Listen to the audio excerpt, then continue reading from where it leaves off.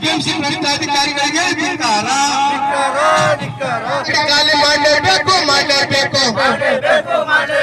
ಅನಧಿಕೃತ ಅಂಗಡಿ ಖಾಲಿ ಮಾಡದ ಭ್ರಷ್ಟಾಧಿಕಾರಿಗಳಿಗೆ ಧಿಕ್ಕಾರ.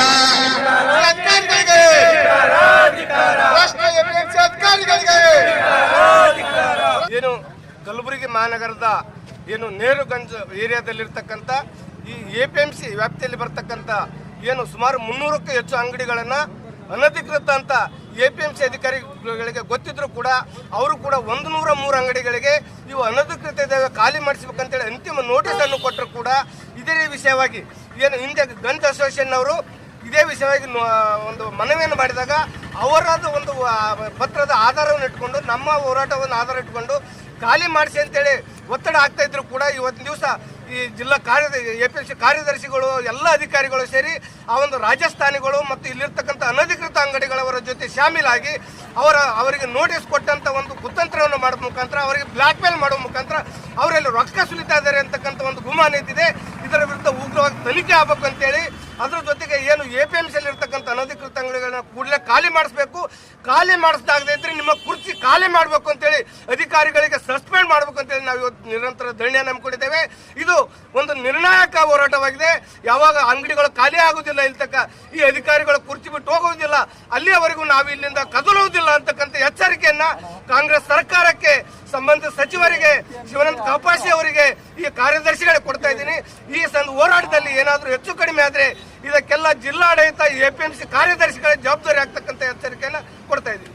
ಕಲ್ಯಾಣ ಕರ್ನಾಟಕ ಪ್ರತ್ಯೇಕ ಹೋರಾಟ ಸಮಿತಿ ವತಿಯಿಂದ ಇವತ್ತು ನಮ್ಮ ಸಹೋದರರಾದಂಥ MS ಪಾಟೀಲ್ ನರಗೋಳ್ ಅವರ ಒಂದು ನೇತೃತ್ವದಲ್ಲಿ ಇವತ್ತು ಅನಿರ್ದಿಷ್ಟಾವಧಿ ಹಮ್ಮಿಕೊಳ್ಳಲಾಗಿದ್ದು, ಈ ಒಂದು ಅನಿರ್ದಿಷ್ಟಾವಧಿ ಧರಣಿಗೆ ನಾವೆಲ್ಲರೂ ನಮ್ಮ ಕನ್ನಡ ಭೂಮಿ ಜಾಗೃತಿ ಸಮಿತಿ ಹಾಗೂ ಇನ್ನಿತರ ಎಲ್ಲ ಸಂಘಟನೆಗಳು ಕೂಡ ಇವತ್ತು ಅವರಿಗೆ ಬೆಂಬಲವಾಗಿ ನಿಂತಿದ್ದೇವೆ. ಕಾರಣ ಏನಪ್ಪ ಅಂತಂದ್ರೆ ಇಲ್ಲಿ ಕೃಷಿ ಉತ್ಪನ್ನ ಮಾರುಕಟ್ಟೆ ಇರೋದು ಕೇವಲ ಕೃಷಿಗಷ್ಟೇ ಸಂಬಂಧಪಟ್ಟಂಥ ಇಲ್ಲಿ ವ್ಯವಹಾರ ನಡೀಬೇಕು. ಕೃಷಿಯೇತರ ಚಟುವಟಿಕೆಗಳಲ್ಲಿ ಯಾವುದೇ ರೀತಿಯ ಚಟುವಟಿಕೆಗಳಲ್ಲಿ ನಡೀಬಾರ್ದು ಅಂಥೇಳಿ ಇದು ಒಂದು ಕಾಯ್ದೆ ಕೂಡ ಇದೆ. APMC ಒಂದು ಕಾಯ್ದೆಯಲ್ಲೇ ಇದು ಸ್ಪಷ್ಟವಾಗಿ ತಿಳಿಸಲಾಗಿದೆ. ಆದರೂ ಕೂಡ ಇಲ್ಲಿನ APMC ಅಧಿಕಾರಿಗಳು ಮತ್ತು ಇಲ್ಲಿ ವ್ಯಾಪಾರಸ್ಥರ ಒಂದು ಒತ್ತಡದಿಂದ ಕೆಲವು ಅನಧಿಕೃತ ಅಂಗಡಿಗಳನ್ನು ಚಾಲೂ ಮಾಡಿ ಇವತ್ತು ಅಲ್ಲಿ ಒಂದು ವ್ಯಾಪಾರ ನಡೆಸುವಂಥ ಒಂದು ದುಸ್ಸಾಹಸಕ್ಕೆ ಕೈ ಹಾಕಿದ್ದಾರೆ.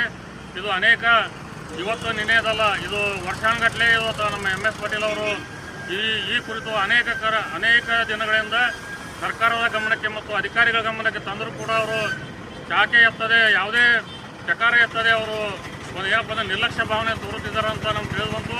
ರೈತರ ಪರವಾಗಿ ರೈತರಿಗೆ ಅನ್ಯಾಯ ಆಗ್ತದೆ, ರೈತರ ಪರವಾಗಿ ಯಾವುದೇ ಹೋರಾಟ ಇದ್ರೂ ಕೂಡ ನಾವು ಮುಂಚೂಣಿಯಲ್ಲಿ ಇರ್ತೇವೆ ಅಂತ ಈ ಸಂದರ್ಭವನ್ನು ತಿಳಿಸ್ತೀನಿ. ಈ ಅನಿರ್ದಿಷ್ಟ ಅವಧಿ ಧರಣಿ ಅದ, ಇದು ಮುಂದೆ ಯಾವುದೇ ರೂಪ ತಾಳ್ಕೋಬೋದು. ಅದಕ್ಕೆ ನಾನು ಮಾನ್ಯ ಜಿಲ್ಲಾ ಉಸ್ತುವಾರಿ ಮಂತ್ರಿಗಳಿಗೆ ವಿನಂತಿ ಮಾಡ್ಕೋತೀನಿ, ದಯವಿಟ್ಟು ತಾವು ಇಲ್ಲಿ ಬಂದು ನೋಡಿ, ಪರಿಸ್ಥಿತಿ ನೋಡ್ರಿ, ಇಲ್ಲಿ ನಡೆದಂಥ ಅನಧಿಕೃತ ಅಂಗಡಿಗಳನ್ನು ನೋಡಿ, ಇಲ್ಲಿ ಚಟುವಟಿಕೆಗಳನ್ನು ನೋಡಿ, ದಯವಿಟ್ಟು ರೈತರಿಗೆ ಅವಕಾಶ ಮಾಡಿಕೊಡ್ಬೇಕು. ಯಾಕಂದರೆ ಇವತ್ತು ರೈತರು ಬಹಳ ಸಂಕಷ್ಟ ಸ್ಥಿತಿಯಾಗಿದ್ದಾರೆ.